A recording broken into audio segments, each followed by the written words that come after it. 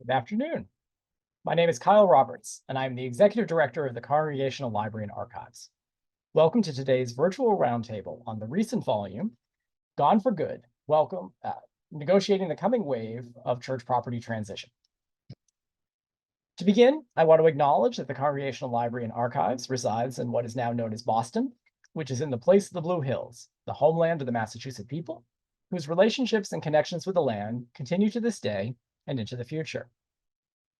For those of you joining us for the first time, the Congregational Library and Archives is an independent research library.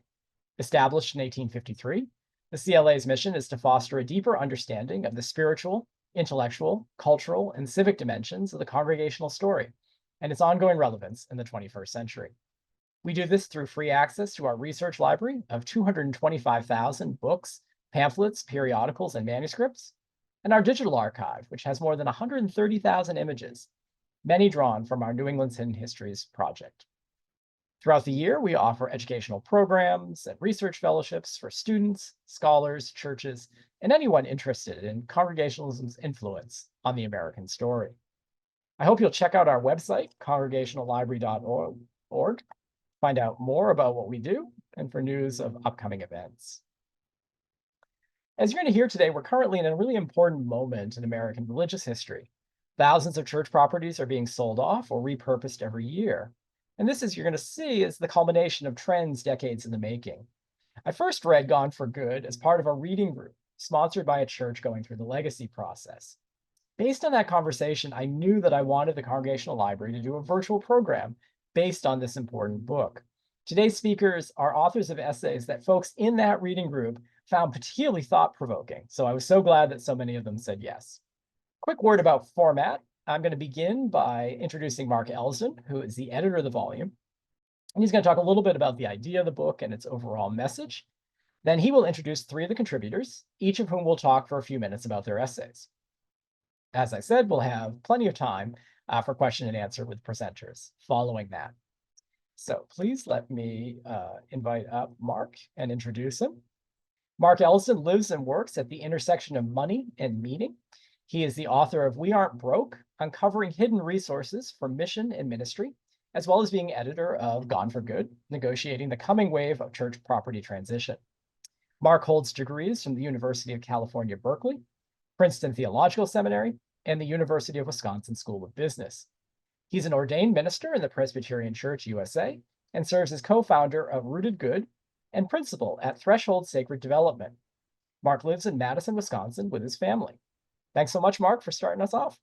Great. Good to be here with you all, and greetings from Wisconsin, where it is a sunny and cool spring day.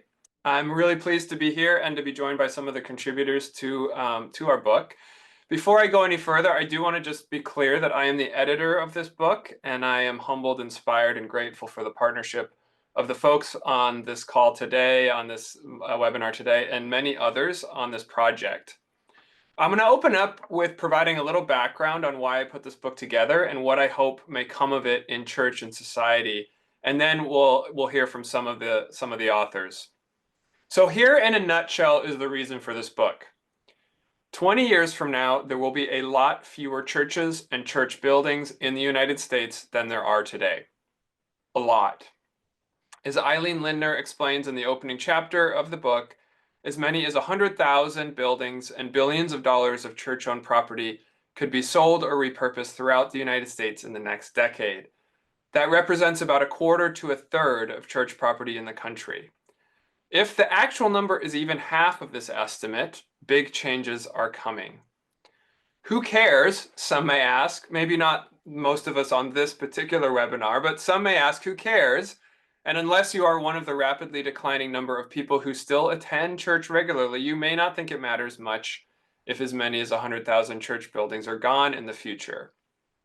Now, I have lots of criticism of Christian churches in the United States, to be honest and to be fair. But in reflecting on this emerging reality, I find that I do care. I care if 40 out of 100 churches in a community become something else. And I would venture to guess that many more folks will miss those churches and their buildings than they might initially think. For where will members of Alcoholics Anonymous get together to encourage each other in sobriety in a confidential space? Where will we pick up a few extra food items when finances get tight at the end of the month? Where will we vote? In addition to vital spiritual community and worship experiences, churches in every corner of our country provide space and services for all of these things and more. In fact, as Bob Jaeger will talk about in more detail in a few minutes, there are often more visits to churches for community services than for what people think of as traditional religious experiences. Now, I've been a pastor for more than 20 years. Like many clergy, I've been wondering a lot lately about what church life will look like 20 years from now. I sometimes wonder, will all my years of studying Greek and Hebrew and church history amount to just that, history? In my work with church leaders around the country, I am seeing a massive tsunami of church closure and property reuse rising up before us. I don't believe God is disappearing, and some churches will still exist and grow and be born in the future. But there will be a lot fewer churches in the United States. Of that, there is no doubt. Why is this? Well, I'm not going to get into enormous detail on this because there's lots of excellent other books about that subject. But many of you probably saw the Pew Research Center predictions that if recent trends continue, Christians will make up fewer than half of the US population by 2070. There are, of course, new churches starting every year, but as of 2019, we have entered an era where more churches close every year than are opened. I believe people still want to experience the transcendent and the divine. They still crave and thrive in a caring community. They still want to be involved in causes and activities larger than themselves and that change lives for the better. But fewer and fewer people want to experience those things in a Sunday morning worship service, followed by Sunday school classes. Which means there are too many church buildings with too much space. And the cost of maintaining these aging buildings is rapidly increasing at the very moment there are fewer people available to fund them. So like the decline of the indoor shopping mall, or the closure of Blockbuster video rental stores when Netflix changed the way people accessed movies, the property owned by churches is changing at a speed and scale never seen before. This transition is happening in every part of the country and across denominational and theological lines. And it is a once-in-a-many-generation shift. As this property becomes something else, it will not go back to being a church again in any foreseeable future. One philanthropic foundation leader has described it as a crisis hidden in plain view. So I was spurred to bring this book together as I reflected on the role that churches and their buildings have played in my own life. In many ways, big and small, powerful and mundane, my life has been shaped by church spaces, even before I was born. It is likely that I got my surname from a tiny church in a tiny village in the rolling hills of northern England. The story goes like this. In the early 18th century, an orphan baby was left on the doorstep of St. Cuthbert's Church in the village of Elsdon. The vicar, the pastor, took the baby in and named him Cuthbert Elsdon, after the 7th century saint who gave the church its namesake, and after the village, and thus started the Elsdon line.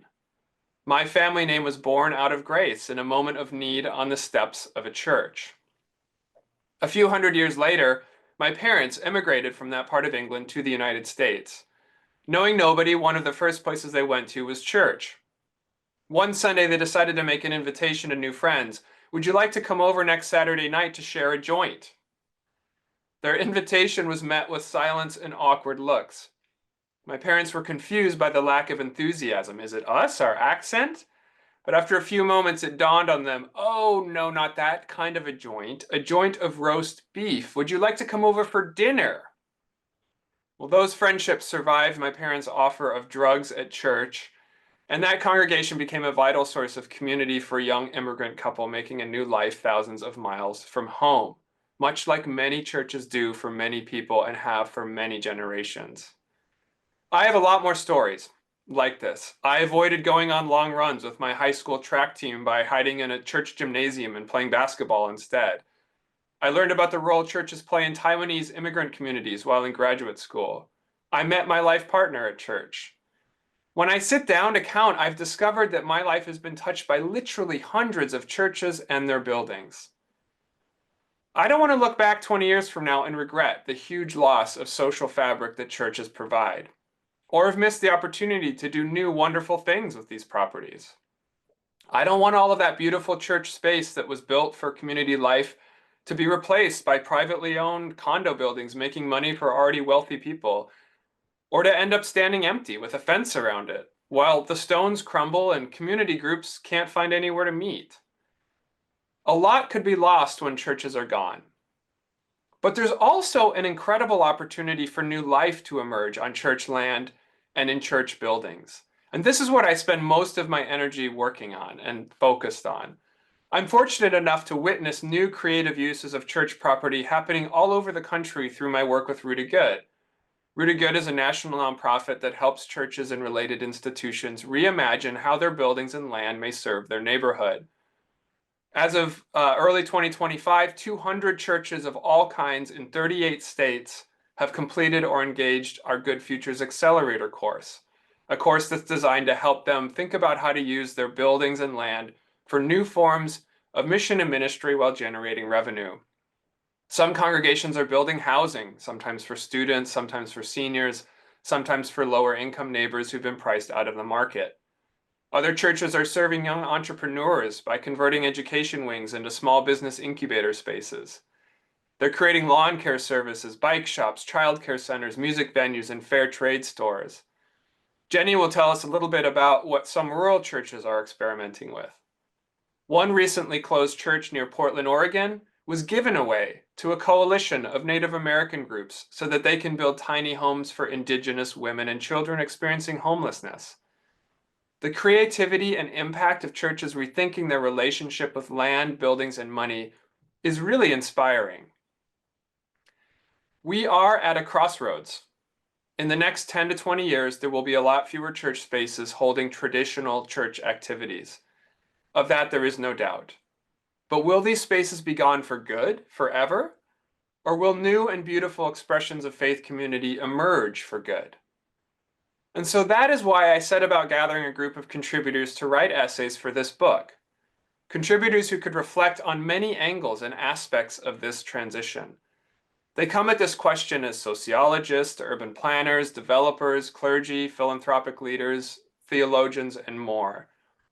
And I wouldn't have published the book if I couldn't include a couple of chapters reflecting on the fact that the land churches occupy today was home to indigenous peoples before European colonization. The best part of this project for me by far has been the relationships I've developed with the contributing authors, some of whom are here today. I've learned and gained so much from their brilliance and friendship. I think of this book as a written version of the children's tale Stone Soup. I have personally brought little to the project besides a driving question, and I dropped that question into the pot, and the authors contributed their incredible ingredients. Together, they created a delectable soup that I hope, in some small way, will create more good when churches are gone. So today we have with us three fantastic folks. Jennie Birkholz is the owner of Breakwater Light Consulting that focuses on healthcare policy, public education, advocacy, and strategic planning. Her chapter focuses on the role rural churches play as community hubs. Patrick Duggan is the CEO of the United Church of Christ Building and Loan Fund, and one of my favorite people working in this space. His chapter calls us to come at this issue first as a missional question rather than a real estate one. And Robert Jaeger is the president of Partners for Sacred Places, which works to maintain and make the most of America's older and historic houses of worship. His chapter explores how churches are not simply religious spaces, but community spaces that matter to many more people than simply their members. So let's dive in and hear from each of these folks. We're going to start with Robert, as he can set the stage for why this question of church use and reuse is so important for the social fabric of our communities. Thanks for being with us, Bob. Absolutely. Thank you, Mark, so much. We were honored. My colleague Shelley Stackhouse and I were honored to write chapters for Gone for Good, which is a hugely important resource for all of us. So Mark, thank you for bringing us all together. And Kyle, thank you for inviting us to come together for this event today.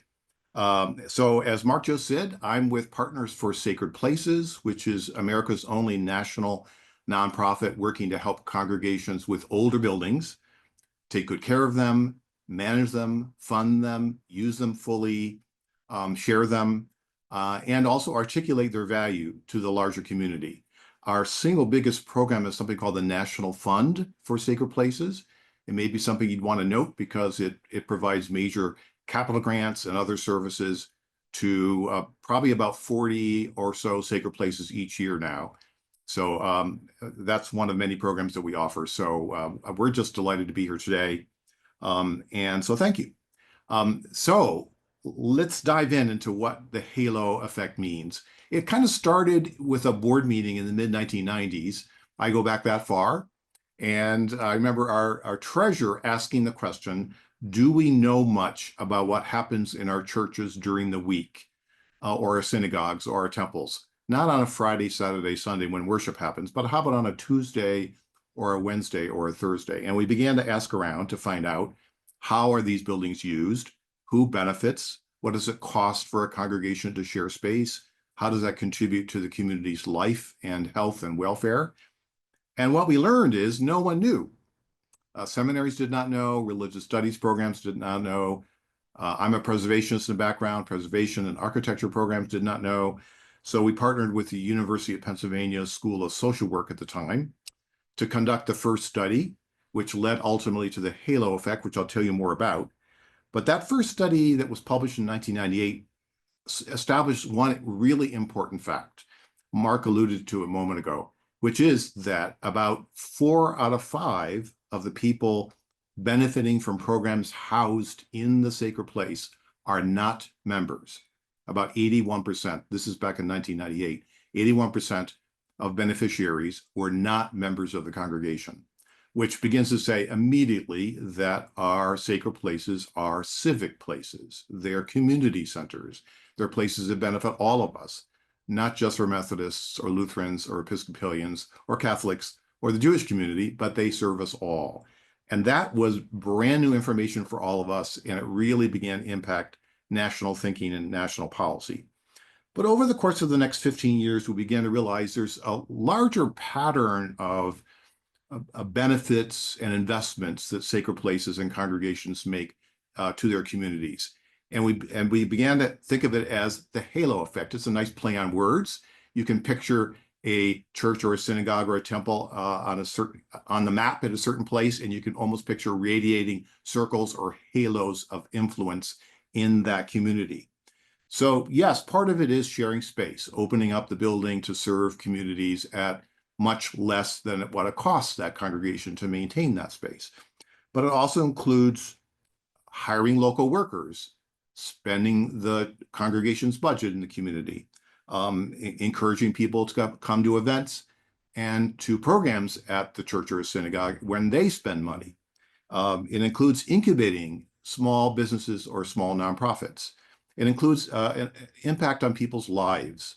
So we began to look at 40 to 50 ways in which a congregation and its building contribute to the life of the community. And we began to assemble that, and we went back to Penn to work with the faculty there to develop the first national study on the halo effect of urban sacred places. Later we did rural, but we started with urban. And what we learned is the average urban congregation has an economic impact of $1.7 million a year. And again, that includes education, such as schools or daycare or after school or preschool, includes the congregation's budget. It includes the way the space is shared. It includes the magnet effect, where people come to the congregation for something and they spend money in the community. It includes a whole host of things. And I think one thing we're trying to do is help the whole nation realize that these places play a key role in the life of the community, even if they're smaller than they were. Yes, they may be smaller and maybe they can do more, but they already do so much for the larger community. So that there's a national argument to be made, but we also want to make that available to local congregations. How do they articulate their value? How do they measure their halo? How do they tell that story? Because we think it's a powerful tool for fundraising, for communications, for community engagement, for congregations to hear this and understand this and to use this as a tool to talk about themselves and maybe to think in new ways about how they can increase their halo by using space in new ways, which is going to be a topic today. How can they use that Sunday school wing in bigger ways? How do they use the kitchen and dining room in new ways? They may have a halo of 1.2 million. Can that grow? Can their influence grow if they do new things with their space? After the urban study that was released in 2016, about 5 years later, we did a rural study working with the Duke Endowment and UNC, looking at rural and small town Methodist churches in North Carolina. And that number was also big, about $735,000 a year. So whether urban or rural or suburban, all these sacred places have enormous value. Is that value maximized? That's the question I think we'll discuss today. Can they do more? Yes, but they already do so much for their communities. And I think that's a message that America needs to hear. When we talk to individual congregations or groups of congregations, what I'll say often is your mayor probably does not know this. Your city council does not know this. Your local community foundation does not know this. Your bank does not know this. Your neighbors may not know this. So can we help you measure and then articulate that value in a way that can lift your profile, begin new conversations, encourage new thinking about the way you maximize your building assets so that you can be stronger and healthier and sustain yourself for years to come? Thanks, Bob. My name is Jennie Birkholz, and my part of the book talks about the value of rural churches and small town churches and fresh hope that can be found there. And so first, I just want to say thank you for inviting me and the opportunity to share some of the things that I have learned while journeying with the churches. I am located in Texas, and so a lot of my work has been done with small towns in this area, done in communities that are in decline, not only on the church side, but also on the side with healthcare, with people, with nonprofit engagement as well.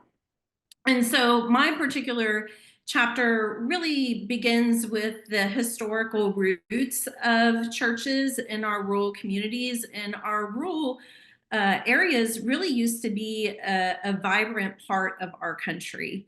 And when persons came over to colonize, immigrants, one of the first buildings that they built were our churches. So often you find them at the center of these small towns.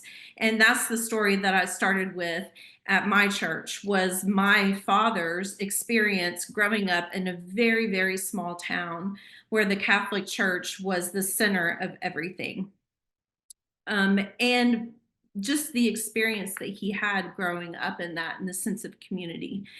And we've moved away from that in America. We've, gone to suburban areas, to urban areas for jobs and that sort of thing. So we've seen a decline in the rural areas. And what growth that we do see, we are seeing it with a migration shift. So it has become more diverse, but there still is more loss in population than there is gain.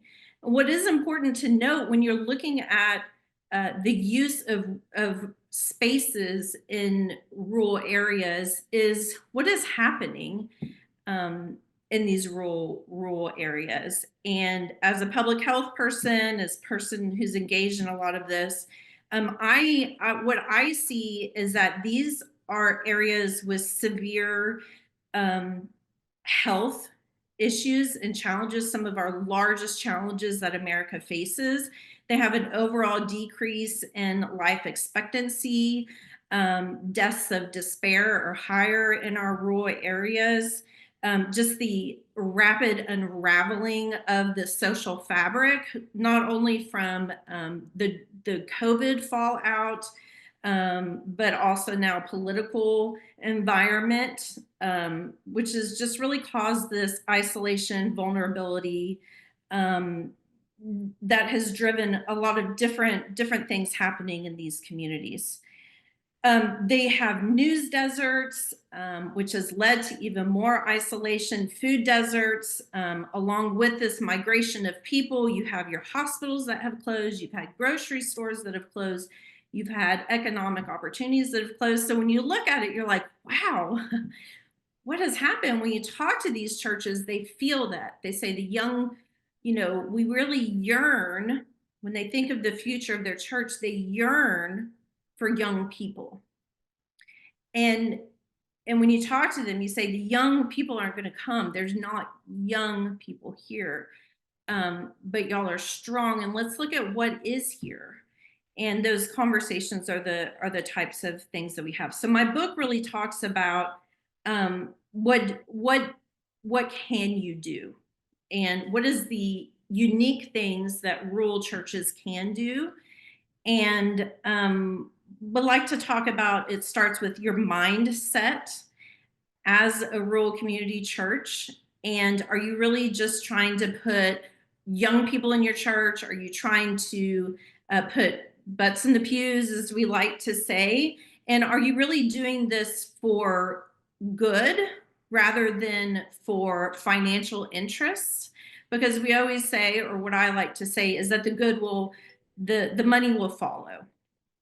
And so really teaching those skills of self-organizing, for deep listening, for understanding. So for example, I've talked to a congregation and they say, well, we have a food pantry and all these people come, or we go and feed the band at the local school, and that's just enough, but only 10 people show up to our service. And I don't understand why they're not coming to our service. We see hundreds, 100 people a week doing this other stuff.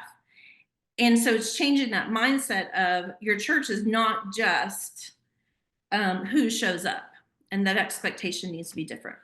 So we really talk about the mindset of where they come from, how you can do harm or you can do good, the funding that's available out there, that the building, and these are huge buildings and assets. And because of the closing of hospitals, the degradation of buildings, there's the ability to host, especially with technologies of churches now, to host. I've helped get nurses in churches there to fill the healthcare gap. And that then can help improve the healthcare within the community. And so there's several healthcare foundations, actual health systems that are willing to look at partnering with churches, specifically churches that are willing to look at their building for common good. And then I like to talk to people about what are your unique assets as a church. And we know that spirituality improves mental health, and how can that be incorporated in the other work that you do? So I appreciate this time. I could go on and on and on and keep talking about it, and open to your questions. But right now I'd like to pass it on to Patrick. Good afternoon, everyone, and I want to say thank you to Kyle and the Congregational Library and Archives for hosting this event. This is at least our second time to be a part of one of these events, and Mark Elsdon for his leadership in putting together all these authors to talk about the important topic of church properties in transition. I'm Patrick Duggan. I serve as Chief Divisional Operating Officer for the United Church of Christ Church Building and Loan Fund. And we're actually two organizations, Church Building and Loan Fund and its affiliate, Amistad Redevelopment Corporation.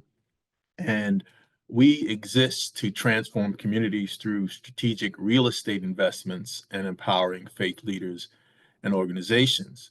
And it's also important to note that the United Church of Christ Church Building and Loan Fund and ARC, our affiliate, offer one of the only development services programs that takes churches who are interested in redeveloping their properties from concept to completion. And we've been doing that kind of work since 2013. So we've got a lot of experience helping churches imagine and then actually construct new missional uses for their properties. And certainly you can find out all about this at our website, cblfund.org. My chapter in the book is the case for missional remaining missional.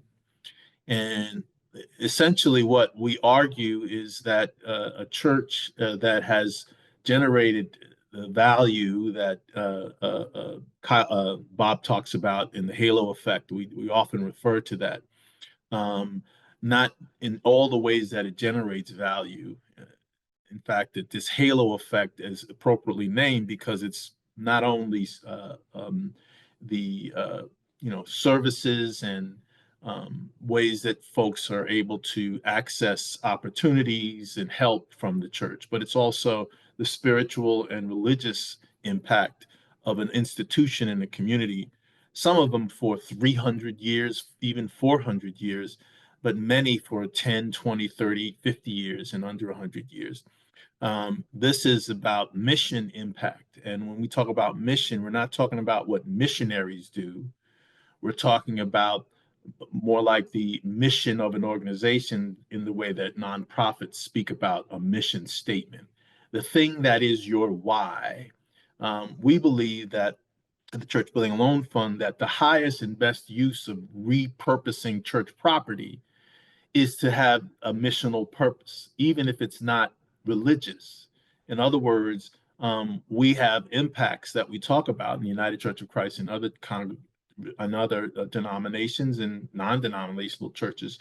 All of us talk about impacts that are religious. We want people to worship, we want them to pray, we want to teach them about our beliefs and who we believe Christ is and all the things that church is about. That I preached. I served as a pastor for 28 years in the United Church of Christ. All those things are essential to our walk, but we also speak about what Jesus did in the world. And in fact, if we study Jesus' life, he didn't spend a lot of time behind the pulpit. He spent a lot of time among people in helping to remedy situations, disease, poverty, injustice, you name it.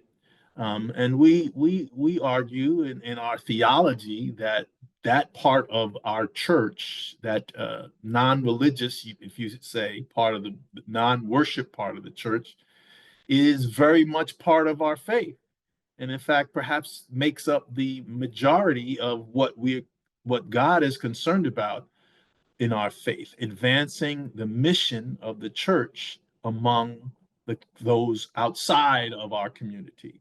And so we argue that a church should aim in its second life or third life or whatever that life is that they're coming to as a repurposing, that they should continue to generate the good in the community from that location, that property, for as long as possible, even as long as the church has been around.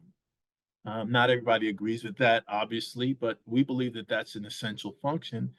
And we believe that as an asset, for hundreds of years in many cases, church buildings are among the largest assets owned by the church.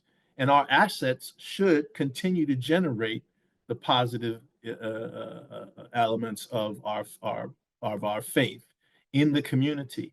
And what if that halo effect, as it's defined, and or however you look at it, what if that good was not being generated? I think we've all made a case for what it would be, but we choose not to imagine a different kind. We see this time.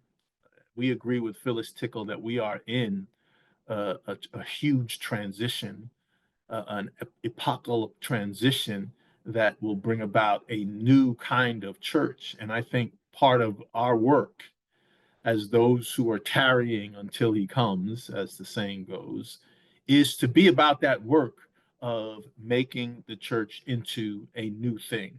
And that's that's the essence of our point in terms of the case for missional remaining missional. So I'll stop there. My time is up and turn it back over to, I'm not sure if it's Mark or Kyle. We look forward to your questions in the conversation that comes.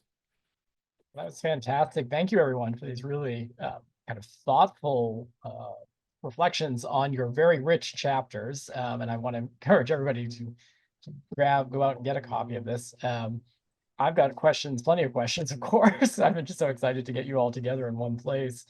I'm really struck by the foreword in this book. It's really powerful, by Willie James Jennings.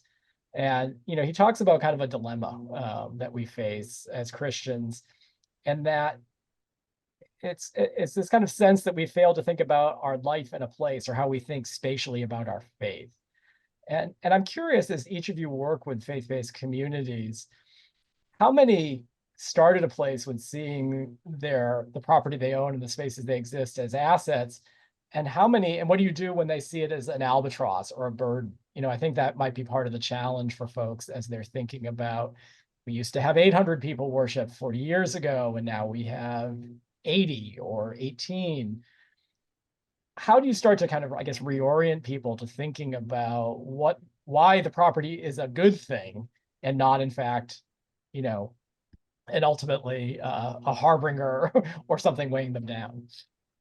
And I know we'll all have great answers to that. I would say one of the approaches we use is to help the congregation be in conversation with their neighbors, and invite the neighbors in and get their perspective on what is important and special and strong and has incredible potential in their buildings. We often will help congregations walk around all those spaces, and there may be literally 20 or 10 or 20 or more spaces scattered throughout a sprawling building. And we'll often find that some of those spaces haven't really been touched much in 10 or 15 years, and they still call it the second grade classroom, but really now it's a storeroom for stuff. It's been that way for a decade. And downstairs, they refer to the Boy Scout room, but the Boy Scouts haven't been there in 20 years.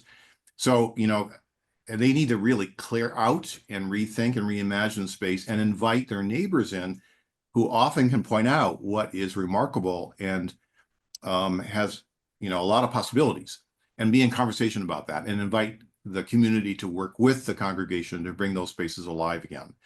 Now, you can do bigger things if you have open space, and you might build something new. But even if you just work with what you have, congregations often learn that there's a lot of potential there, but often they need some stimulation from the larger community to really think in new ways.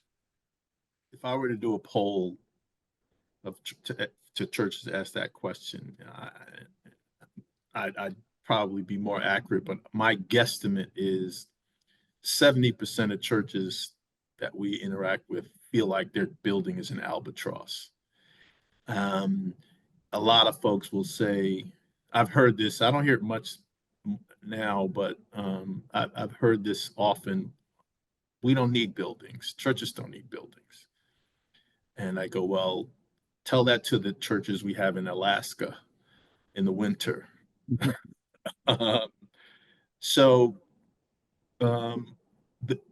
I don't, fault churches for that thinking, because it's often comes from folks who've been, the last of the great days. Maybe there's 12 people left, and they have the job that used to be run by groups of folks in maintaining the building, trying to maintain some kind of witness in the community. They're tired. So we offer training to churches every year. We train between 800 and 1,000 church leaders every year, because in order to even engage in this whole problem as not just an academic or an author, but as the people who are owning and dealing with all of the hardship that comes with that, there takes some mindset changing, and it requires it. And it's not just going to one class. It takes time. We train folks and don't anticipate a change in behavior for years for most of them. And perhaps it'll take other continuous training. It's all about some of the things we're talking about here, thinking about the church differently, thinking about ministry differently. But that doesn't happen quickly for those folks who are the faithful few holding on, because their faith has held them in a long time. So it's a challenge, but one that, we do have training just for that purpose, to help churches rethink, and as they think about repurposing and doing it in a way that is faithful to their walk and the tradition. I would echo that. I mean, I think it's a mindset change for the congregation or for the persons that are participating in that. I think with rural churches, we are able to say, this is actually your history. Your history was as the community center here. So what you're looking at transforming into, or as we dream differently, it's really what you used to be, the core of who you used to be in this community. So it's actually not that different. And so being able to reflect upon that, you know, for me and the congregations that I work with and that sort of thing, this isn't a packaged, you know, nice little neat thing that I go in and we do training and because it is about, and sometimes it doesn't work and we have to step out and say, this isn't for you, right? And it's very much rooted in Christian practices. We talk about the Nation Examine and reflecting upon what God's dream is for your church in the community and what it was. And storytelling is a big part of that. And when we ask people to share a story about the best time and the worst time or most challenging time of their church, they don't bring the building. You know, they'll bring a hymnal and talk about the choir. They'll bring a COVID mask and talk about, you know, how people left. So through storytelling, you can really bring out the core of what the church is. And so it's a process, and that helps you really whittle down what they are and what they're about. I mean, a nice question here from Gail Rosenfeld, which kind of follows on that. Are there different challenges, excuse me, between repurposing a small village-sized church building versus a very large church building? You know, is there kind of material constraints? And as I ask that, I'm kind of thinking about what Patrick has done working with the Molo Village, which had a pretty big urban-sized church, but has still made success. Is there hope with the big churches? Or I mean, on one level, there's every single site and church is unique. I mean, it's so both from a sort of ministry and missional perspective, but also from a real estate perspective. Are the urban centers where land is really, really valuable, sometimes tens of millions of dollars for a piece of land. Miami, Seattle, San Francisco. There's some incredible opportunities, but a massive amount of wealth associated with that land is also can be its own albatross, its own difficulty, right? Whereas like in a much smaller setting, a smaller town, the land may not be worth very much as far as monetizing it, but you can do things a lot more quickly, but perhaps it's a lot, you don't have 10 years of whatever process to go through to make a change. You know, there's a church in Gulf Shores, Alabama that did our Good Futures course, and they, in a matter of months and $10,000, they turned their entire education wing into a small business incubator. They have 9 entrepreneurs in their church now, 9 to 5 every day. They're generating $100,000 a year in revenue. They balance their budget and they become like a central hub of activity in the community. And they did that really cheaply, really quickly. And it was in a smaller setting in many ways, in a sort of a smaller building, and that. So it's very dependent though on the kind of combination of the building, the location, the community, what Bob was saying about like really connecting with community. Please don't read any of the chapters in this book as a prescription. Like there's some incredible stories in there, but none of them should be taken off the shelf and just applied in your own setting or anyone's, you know, I mean, it really does require some discernment around what is the right approach for that particular congregation and that particular building in that particular place. Yeah, a lot of churches are talking about affordable housing, partly because it's easy if you're, you know, you're talking about a big piece of land, or you hear about it everywhere. But that's, as Mark said, is no cookie cutter solution. Even if you're prime for affordable housing where your location is, it may not be feasible. It may not be the thing to do. So, and again, it's, yeah, you know, larger churches may have an opportunity that a smaller church doesn't, you know, even to develop an auxiliary property or something like that. But it's no guarantee, and you know, everything has to be done in context of not only what the church wants, but what's feasible and what's needed by the community. But you know, you always, you know, if you look at those objectives, you know, with somebody like the folks on this webinar who can help you understand what you're seeing and what the possibilities are, then you can come up with what are the best options for repurposing the existing property or redeveloping a property. So yeah, it's not everything that Mark said. You know, it's not the cookie cutter, and it does matter in terms of what's possible for not only the church itself, but what the community and needs are. So those are important factors to consider. Yeah, I would echo that with small churches. I do a lot of work in small communities, and there is a dearth of places to meet, you know, and it's either the public library, maybe they may not have a space to meet. And so oftentimes I'm like, the church, where's your church, right? They always have a space to meet. And churches oftentimes don't understand that, or they're not in community enough to understand that that's an asset that they can offer, or sometimes they're so worried about their liability in that.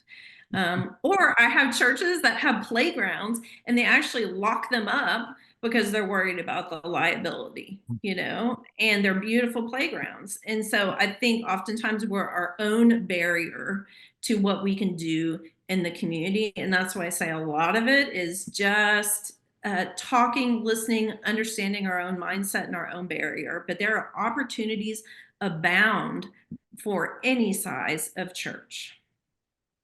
To echo what I think I've been hearing, we work with both urban and rural, and in an urban case, you know, you're in a dense community, dense with resources, dense with funders, dense with neighbors, dense with businesses, a lot of resources. On the other hand, there's a church every 2 blocks still, even though they're closing. While in a rural area, as you just said, Jenny, it's less dense with resources. However, what you may offer may be pretty unique in your town. The church may be the last public space available, for example, for certain kinds of things like meetings. So I think they each have their pros and cons, and you have to kind of work with those to create a success. That's great. Yeah, I appreciate that somebody watching this is going to hear that. Don't rule yourself out, right? That there's opportunity when you turn to your community and you actually look at the resources and the needs. So we have some questions coming in that are the gears are turning in their mind and they're thinking about what they could do. And so Eileen Robinson asks that she finds limitations on what we can use the church building in Colorado for based on property tax rules. If we use our building for anything that isn't directly related to our mission, we risk losing our property tax exemption, which is significant. What advice do you have for churches that might feel like they're working within those constraints? You know, how do you start to get answers for that? Is there hope? Yeah, comes up. Yeah, this comes up all the time. Patrick and every event. we did a webinar video on this that you can find on our website, the Really Good website, about this topic, and I can put another resource in the chat in a minute. I mean, this is so property tax, other tax, income tax, tax exempt status, that's mentioned in another question, it looks like.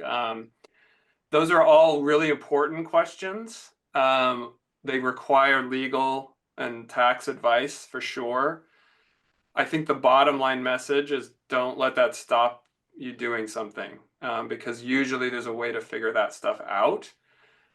It might be creating another nonprofit entity that has a broader mission than the churches, and therefore the activity can be included in that. Many churches do that. They'll create a separate nonprofit entity, a community development corporation or something like that, or just a nonprofit that can have a broader mandate. Sometimes you just pay taxes. Sometimes the solution is just to pay it, and still can have a net positive revenue from it. Sometimes you can pay taxes on part of a space or on part of an income and not the whole of it. That's typically often how that happens with property. There's lots of possible solutions. So, I mean, I think the bottom line is that question comes up but all the time, and it absolutely has to be addressed, and it should be addressed before undertaking an activity, not after. But I've yet to see, I don't know if any of you have ever seen, I've yet to see it fully stop something creative from happening. I just have never seen taxation or exempt status kind of stop something from being possible.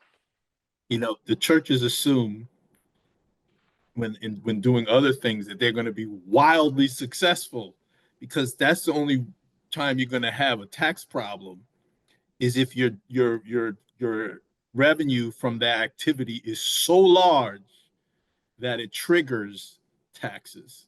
So it's interesting, mostly because people don't really understand what the challenge is, and when they do get educated, you'll find that it's really not it's not an obstacle at all. It's certainly not a major obstacle to the church doing things that serve community, especially if you do them out of your mission and strongly attach the activity in your planning, in your writing about it, in describing it as part of the mission of the church, so that your mission is clearly stated as we do XYZ to help the world. You just have to be clear about how this is helping the world. And if you do have something that's not related to your mission directly, like, you know, they used to do these fundraisers with light bulbs. And if you sell $1 million worth of light bulbs during your light bulb fundraising drive and you trigger unrelated business income tax, well, you take the portion that you owe out of the revenue from the light bulb sales and pay it. So I think get educated is the key to this. And it's not the challenge that many of us think it might be.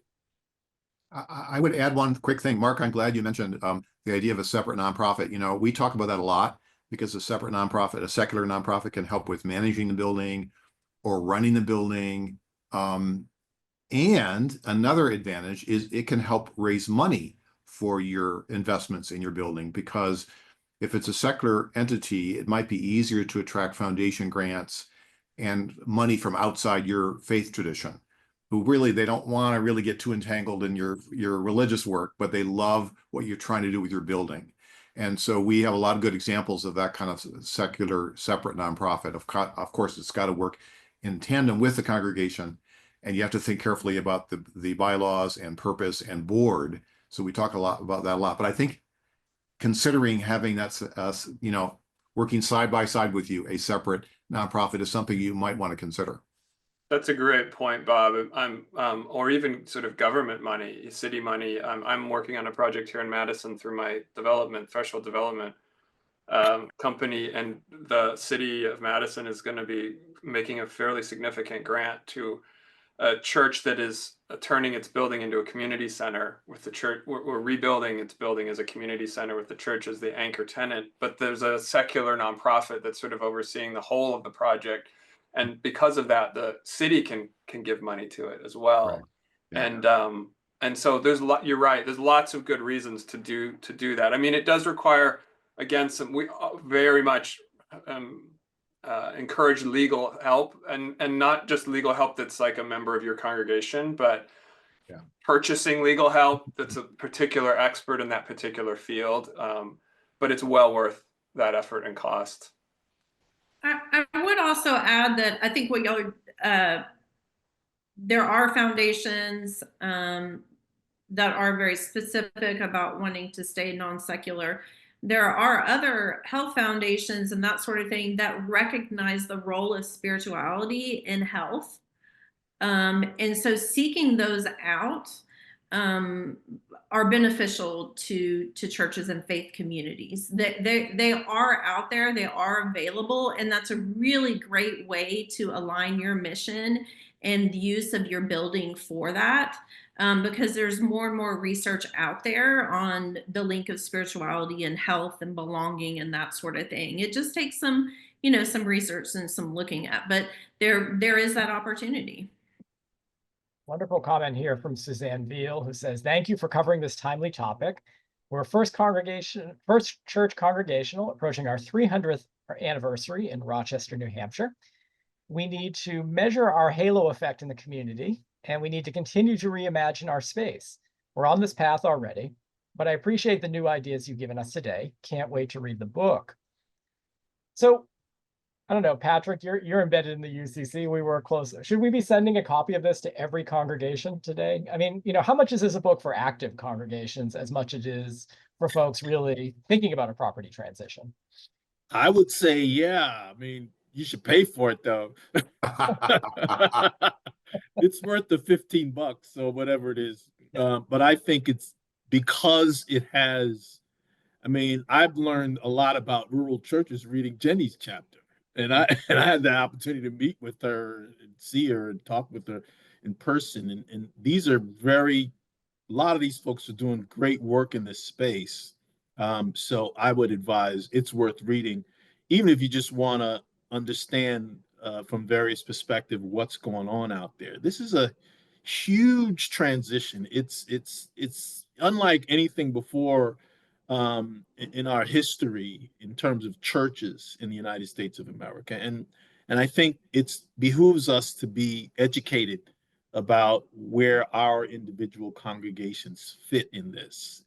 You may not be closing, you may not be hurting very much at all, but whatever you are, you're part of the transition. And perhaps, there will always be, I like to say this, every era of church has the previous eras before it. So we have thriving churches that look like churches 200 years ago. There's just not a lot of them. So we need to understand what kind of church we are in so that we can make those choices. So I think everybody should read it. Obviously, we don't get royalties. But so it's not about that. It's about really getting the information out there so that folks can make good decisions. And I think all of us have stories about the bad decisions that churches make without uninformed, usually, decisions. So we want you to make good decisions. And I might add, Patrick and Kyle, since that church touched on it, that we can work with any individual congregation to help you measure your halo effect. It does require coming to you and spending a couple of days with you and gathering data and interviewing people. We also have something called the Public Value Tool, which will be available for very little cost to any congregation across America in the next few weeks. It doesn't measure the entirety of halo because that's a pretty complex thing, but it does measure a portion of it. It's really measuring the value of the space that you share and the resources you put into that space when you share it. So, feel free to reach out to us and we can tell you what's available. I think just a general comment about sort of where the sort of cycle of where churches are at. I mean, a lot of times there is this perception that this question is one that you answer or deal with at the end of a church's sort of road, right? At the end of its life or whatnot. But that is frankly too late. I mean, really, these are questions that should be asked way earlier than that. I get tons of requests for, hey, we have 18 months left, what can we do? And the answer at that point is very little other than try to sell well or kind of think about some kind of rental program or whatnot, partnership. But the best time is actually when you've got some time, and the healthier the better. I mean, there's no reason to, and I don't know, raise your hand, anyone who's seen a church fully utilizing all of its space to its maximum potential. It's pretty rare. I think most of us, even our most beloved churches, realize that we could do more impact with our space. And it's sort of a stewardship question. And it's not just about like paying the bills or covering deferred maintenance or whatever. Those are all real issues, but it's also about like, what can we do with this space for the good of our neighborhood and our community? And that question literally every church in the country should be asking. There isn't one that shouldn't be asking that. So the broader conversation, to me, is one that we all should be engaging in. Whether you buy the book or not, it is irrelevant in that respect. But the question is one that should be addressed, I think. If we drill down a little into that, so here at the Congregational Library, we do a ton of workshops working with church historians to help them care for their archives. And caring for an archive is something that people get very expensive professional degrees in, and then they come back, and they work at places like this. So often we run into a lot of people like, well, I could never do that. How could I do that? I wonder if you just talk a little bit, because I think one of the messages that really comes across is time and leadership.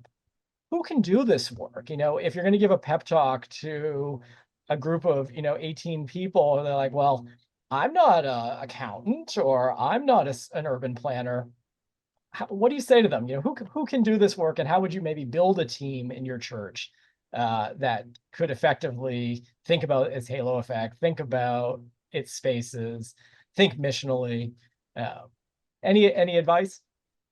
I talk about that in my church, specifically for rural congregations. That's one of the things that they see as a deficit, right? We don't have a full-time pastor, or we have somebody who is on rotation and may come once a month. And so they feel like the pastor is always the leader that would be the one that would take on this challenge. And so I talk about how self-organizing, the principles of self-organizing, and how Jesus had us and talks about how we are as disciples and self-organizing as disciples. And that's how the work of the church and of the dreaming differently of your building is best done, is through self-organizing. But, there are those questions about taxes and, all those sorts of things that may be beyond what your technical expertise is. But guess what? You have a whole community to lean on. And, so how insulary have you been as a community? And that's when it's time to kind of reach out.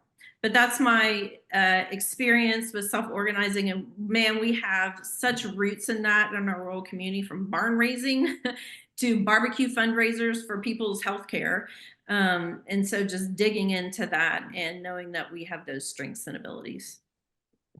I think, Jennie, it's great to hear about your work. I'm eager to hear more. And I know Mark and Patrick, all of us have tools and training and resources. We've done training for 15, 20 years now that begins, and again, you don't need to have professionals who know how to do all this when you start, but we do try to encourage congregations to assemble a team of clergy and lay leaders and start with some basic questions like, who are we and where are we coming from and where are we going? What's our identity? What's our purpose? And connect that to your building. Your building has a purpose. Your building has a mission, which is related to, but not the same as your congregational mission. And then we walk them through, well, how do you engage your community? How do you look at your building as a bundle of assets? How do you invite your community to help you think about that? And then move toward space sharing and some of the questions you just raised, Jennie. And then money, because we haven't talked about money a whole lot yet. Even if you're not building a brand new building, even if you're just trying to invest in what you have, congregations need a lot of help to think in new ways about money and fundraising and capital campaigns and going beyond their members. This is something we feel really strongly about. Congregations have got to reach out and be in conversation with the larger community and ask them for support and not rely on your smaller membership to do everything. I think that's a basic message. I think we all share that message, right? Please don't do this alone. You've got to talk to your neighbors, you got to invite them in, and you got to work with them. And our data on capital campaigns indicates that if congregation really does this, really reaches out and invites a larger community to help, 1/3 to 2/3 of their capital funding will come from non-members, which is a very powerful message for a smaller church that was 200 and now it's 50 or whatever, it's declined. And they don't know, how in the heck are we going to keep up with this building, whatever we do with it, And so we're saying, reach out, invite them in, talk to them, invite them to help you. And that can result in some serious new resources for you. We offer capital campaign services at Church Building and Loan Fund. Last year, we helped churches raise almost $5 million.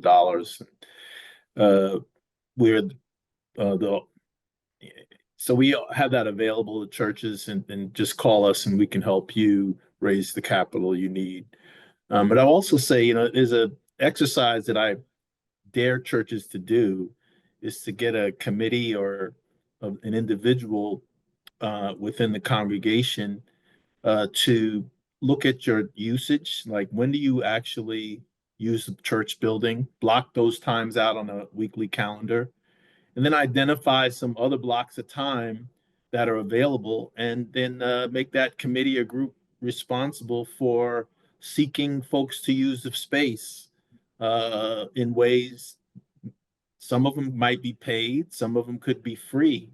But if you want to just, that there's a demand for space, as Jennie said, meeting space. That's true in every city, in every type of suburban area or rural area. What kind of uses could you generate if you had a committee or a person whose only thing, their job in the church to do, their volunteer work, was to get folks in on those and fill those blocks of time? I think you'd find out some interesting things about your neighborhood and about the needs out there.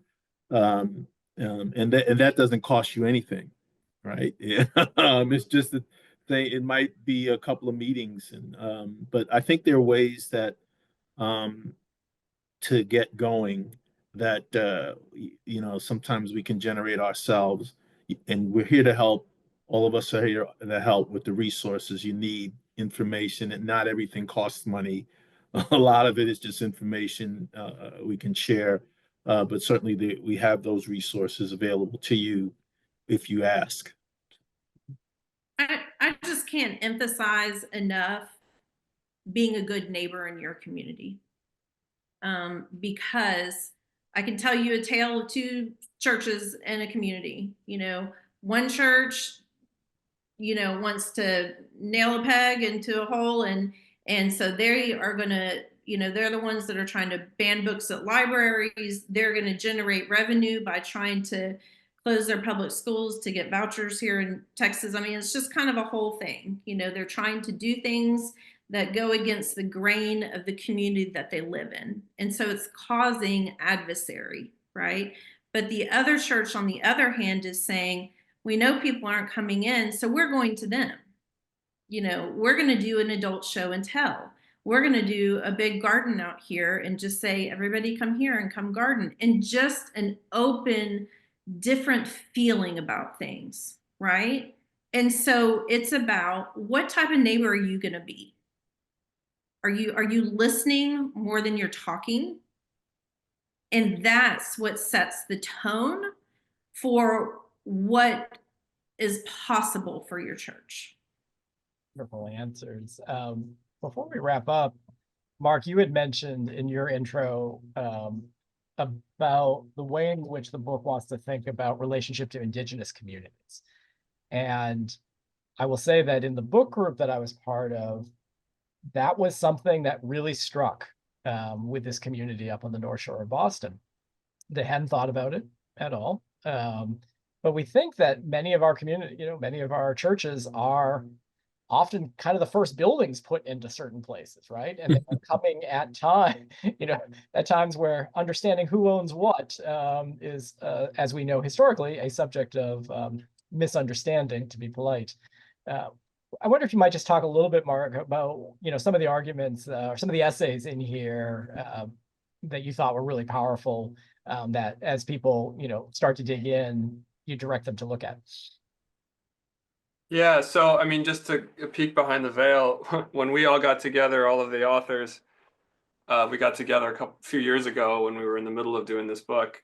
We all shared with each other in different sessions what we were thinking about and what our chapters were shaping up to be.